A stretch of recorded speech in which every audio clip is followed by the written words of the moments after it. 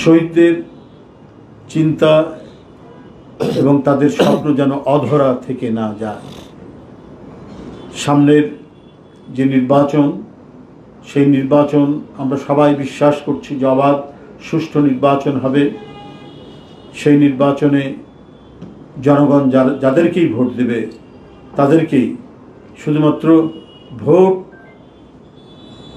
আর নির্বাচন আর ক্ষমতায় আসার মধ্যেই সীমাবদ্ধ ছিল না সব কিছু। শহীদদের স্বপ্নও তাই নয়। আমাদের গণতন্ত্রের চর্চা এবং এর কার্যপ্রক্রিয়াকে মজবুত করতে হবে, যাতে আর কখনোই কোনো ফ্যাসিবাদের উত্থান না হয়, আর যাতে কখনোই গণতন্ত্রের গলা টিপে এটিকে মৃত লাশ বানানোর প্রচেষ্টা যাতে কেউ না নিতে পারে। এদেশের প্রত্যেকটি মানুষই ইন্ডিভিজুয়াল এক একজন শক্তি। গণতন্ত্রে নাগরিক স্বাধীনতার যে নিশ্চয়তা দেওয়া হয়েছে, সেই নিশ্চয়তা পূরণ করতে হবে আমাদের এই গণতান্ত্রিক আন্দোলনের বিজয়ের পরের পথ চলার মধ্যে দিয়ে। আমরা এর আগেও বলেছি, নানা বিবাদ থাকবে, সমালোচনা থাকবে, পরস্পরের সাথে আমরা ঝগড়াও হতে পারে, কিন্তু বৃহত্তের স্বার্থে আমরা যাতে এক থাকতে পারি, এক হতে পারি, আমাদের সেটাও মনের মধ্যে থাকতে হবে।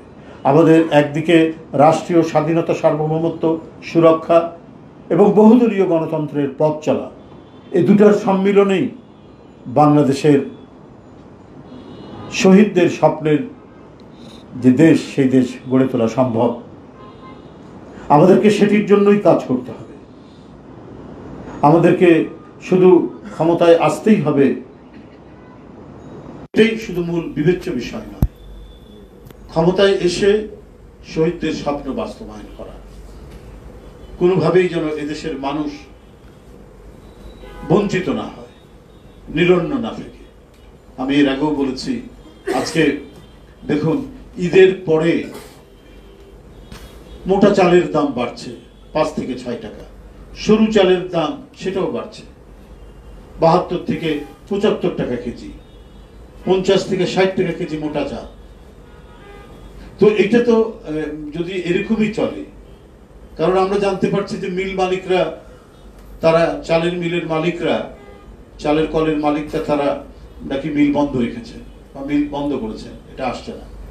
তো মানুষের যে প্রধান খাদ্যদ্রব্য প্রধান, সেটা হলো চাল। তো সেটা যদি সাধারণ মানুষ, নিম্ন আয়ের মানুষ, মধ্যম আয়ের মানুষের সাধ্যের বাইরে চলে যায়, তাদের ক্রয় ক্ষমতার বাইরে চলে যায়, তাহলে তো শহীদদের স্বপ্ন বাস্তবায়ন হবে না। আমাদেরকে গরিব মানুষ থেকে শুরু করে প্রত্যেকটি শ্রেণী পেশার মানুষ যাতে কোনো রকমে 3 বেলা খেতে পারে, সেই ব্যবস্থা তো নিশ্চিত করতে হবে। আজকে অর্থনীতির স্থবিরতা কথা সবাই বলছেন, অর্থনীতিবিদরা।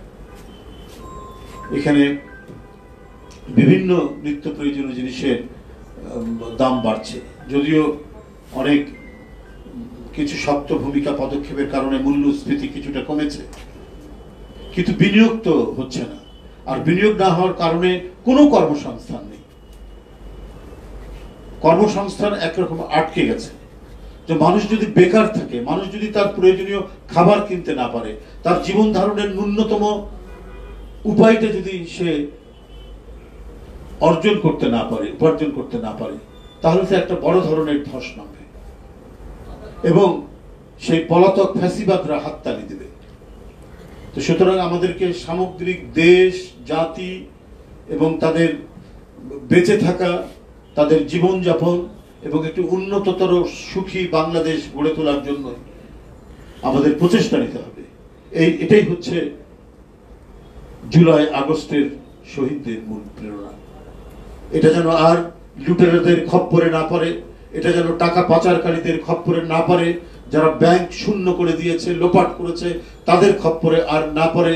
এটা যাতে তৎকালীন ক্ষমতাসীনরা তাদের পরিবার, পরিজন, ঘনিষ্ঠজনদের জন্য টাকা পাচার করে তারা সুখে শান্তিতে থাকার যে প্রচেষ্টা নিয়েছে প্রজন্মের পর প্রজন্ম ধরে, সেই ধরনের বাংলাদেশ যেন আর কখনোই ফিরে না আসে, সেই প্রচেষ্টা আমাদের থাকতে হবে, সেই প্রয়াস আমাদেরকে নিতে হবে।